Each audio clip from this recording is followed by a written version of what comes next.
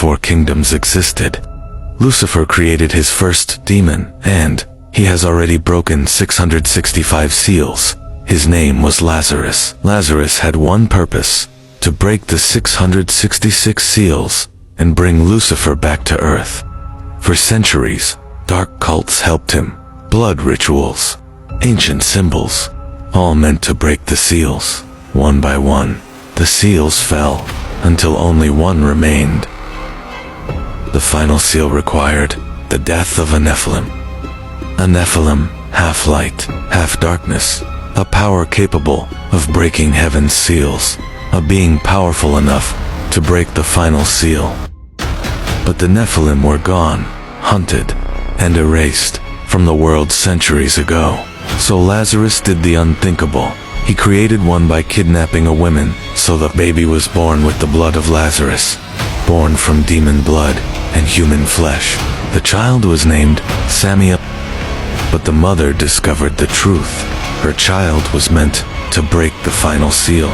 So she hid the child and cast a spell to hide Samael from Lazarus once and for all, a spell strong enough to erase him from every ritual, every vision, every prophecy. When Lazarus discovered the betrayal, he burned the village, searching for her, and when he found the witch, he tortured her, then burned her alive. But she never revealed where she hid the child, knowing that Lazarus only needs his blood. For 20 years, Lazarus searched the world, day and night, killing anyone the same age as the child, hoping one day will break the seal. Because somewhere in the world, the true Nephilim still lives, and his name is Samael. 20 years had passed since the birth of the child, a child who carried a bloodline that should not exist. For 20 years, Lazarus searched the kingdoms. Cities were questioned, villages were destroyed, but the child had vanished from the world. No name, no trace, only a prophecy that refused to die. But before the witch died, she left Lazarus one final gift, not a spell, a curse. With my final breath, I bind your blood. Never again shall another child rise from it. From that day forward, Lazarus could no longer create another Nephilim.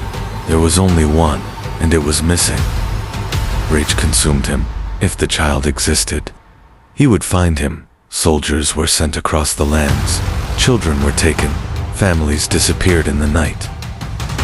Because somewhere in the world, a single boy carried the blood that could break the final seal. Before her death, his mother entrusted him to a close friend, and she gave him a new name.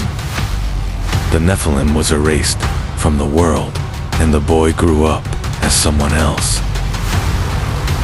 He lived a simple life, a village, a forge, a name that was never his, Damien. Never knowing that demons walked the world, searching for him. And one night, the hunt finally reached him.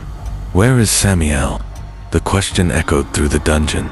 The torture continued, but the boy could only answer with confusion.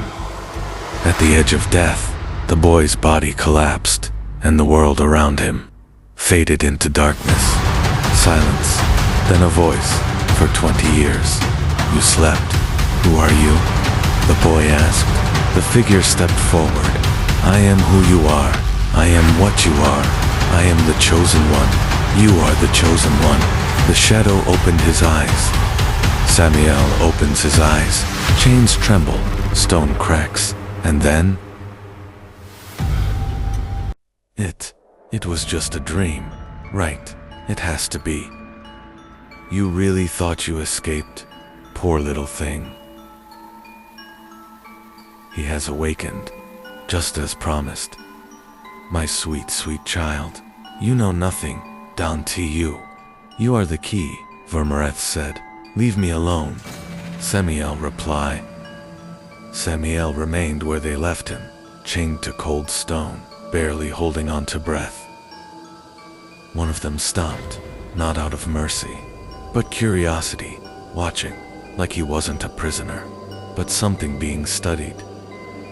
The guard stepped back, Lazarus entered. He simply looked at Samael, the way a man studies something rare, something fragile that might still break the world. Lazarus didn't rush. He reached out slowly and forced Samael to look at him, not with anger, not with cruelty, with certainty, like he already knew what was hidden beneath the surface. The circle had already formed, bound by something older than fear. They were no longer waiting. Some felt off, the change in the air, and for the first time, doubt found its way into the circle. Some thought, he is not ready. One gesture, and the room obeyed. The doors opened, not with force, but with certainty. Slow, heavy, final. And beyond them, there was no turning back. He was breaking, not his body. That was already gone, but something deeper, something that was trying to hold on to being human. He came closer, not as a savior, but as a certainty, and with every step, the truth became harder to deny. The world dissolved into silence, not darkness, not light, something in between, and from within it, something ancient stepped forward, not a stranger, not a dream, but the truth he was never meant to remember. It wasn't fear anymore, it was power, raw, uncontrollable, alive. Something ancient surged through his veins, burning away what he used to be, and in that moment, he felt it. He changed.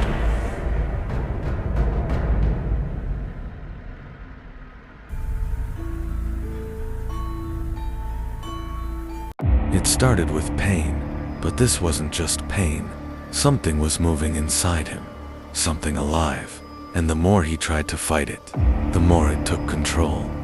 The power vanished, not slowly, not gently. It ripped through him and left nothing behind, only weakness, only silence. There was nothing left, no strength, no fight, just a body, trying to hold on. He didn't rush, he didn't hesitate, he simply arrived, like this moment had been waiting for him. He didn't need force, only words, ancient, forgotten, unknown, and with every whisper, something began to wake. It wasn't just a ritual, it was alive.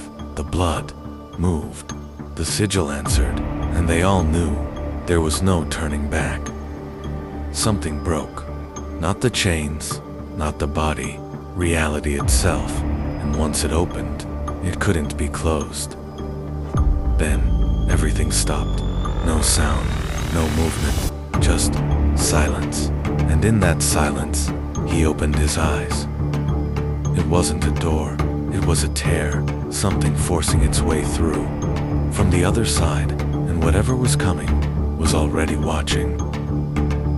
He didn't arrive. He emerged, like he had always been there, waiting. The gate had opened, and something ancient had returned. This power, it's not a gift, it's breaking him. Every breath feels like fire. He's losing control, and something inside him is waking up. Power without control is nothing. You were never meant to stand before me. Die. Where am I? No sound, no ground. I can't feel anything. Am I dead or worse? Your body died, but your soul refuses. Heaven rejects you, and hell cannot contain you. There is a way back, but you may die through the eighth circle of hell, a path even hell has forgotten. This is it. No turning back, no escape. Whatever waits beyond, you walk into it, not as a man, but as something else. I have to do this. I can feel it. It's inside me, burning, changing me. I'm not who I was. What have I become?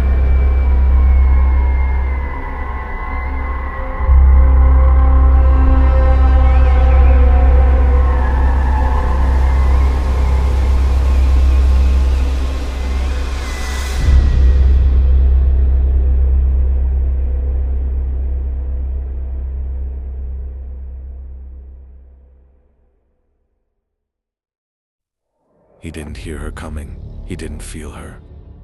There was no warning, no movement, no attack, and yet he was already gone, like something decided. He shouldn't be standing there. Sudden dash, the air tore behind him. He appeared in front of her. It was no match for her. She blasted him in air. She was changing reality, and she didn't move. No fear, no defense, just a hand, and it was enough. She caught him. The speed died in her grip like it never existed. He stood again, not broken, not angry, quiet. The world slowed, and then he saw it. The pattern, the repetition, the same moment, again and again. This wasn't a fight, it was a loop. There it is, not guilt, permission. She stepped back away. You are ready. He didn't answer. A fracture opened ahead, and he walked through it without hesitation, without looking back. This wasn't hell, not the one he knew. No fire, no screams, just silence, and something inside it watching. He turned, not like something alive, like something precise. No anger, no hunger, just understanding. You made it. That means you're learning. There it was. Not power, not anger. Something, slipping. Two voices, trying to breathe in the same body. No step, no warning, just presence. Something, right behind him, and a voice that didn't belong to one mind. They don't test each other, they collide. Power against power. No hesitation, no mercy. This is not a fight. This is a war between what he is and what he's becoming.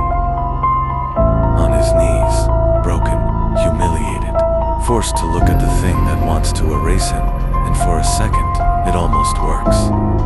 He was broken, but something inside him refused to die. He wanted control, he wanted power, but he chose the wrong vessel.